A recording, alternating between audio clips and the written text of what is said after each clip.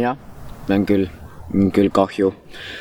Aga noh, sellised asjad juhtuvad. Nagu ühe minu sõbra Klausiga ükskord juhtus.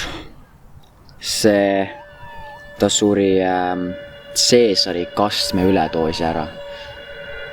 Noh, kahju. Lihtsalt ma saan aru, et kastmed on väga tähtsad ja kõik armastavad neid. Mina ka. Sinep. Minu go-to. Ja ma kogu aeg armastan saada seda sinepid, aga noh, kastmed pole kõigile.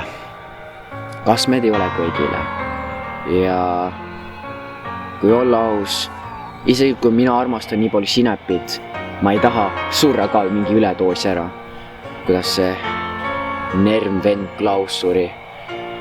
Sebast, et mina tahan alustada räpikarjääri. On tegelikult päris hea räppar, kui sa teadnud. Tahad kuulda mu räppi või? Tavai, ma alustan. Pärt, Ervin, Mari, Joonas. Ma tahan näha teid kõige Coca-Colat joomas. Bänger, eks ju, bänger, jah, ma tean. Ja, bänger.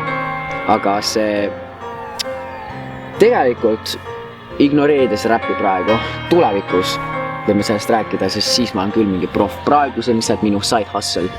Sinepi diilimine, see on ikka mu lemmik praegu. Aga meil on üks kastmete pidu ette tulemas ja ma lihtsalt küsin sult, et kas sa oled huvitatud, sellest tuleb. Loomulikult, sa ei pea tulema, sa ei pea. Aga kui sa oled huvitatud, sa võid tulla. Kui olla aus, see on juba suht täis.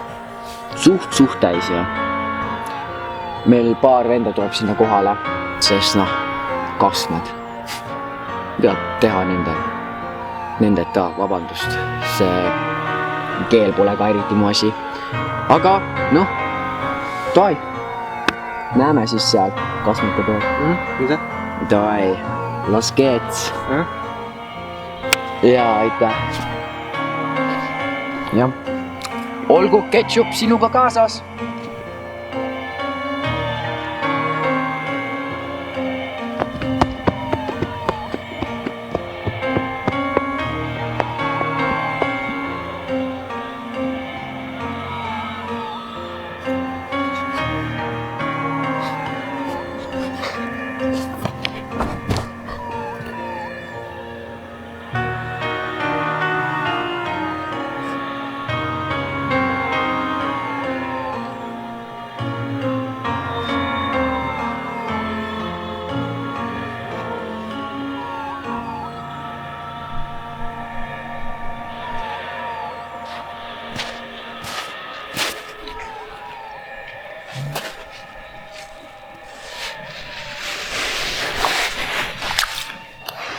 Kastmed pole väärt seda.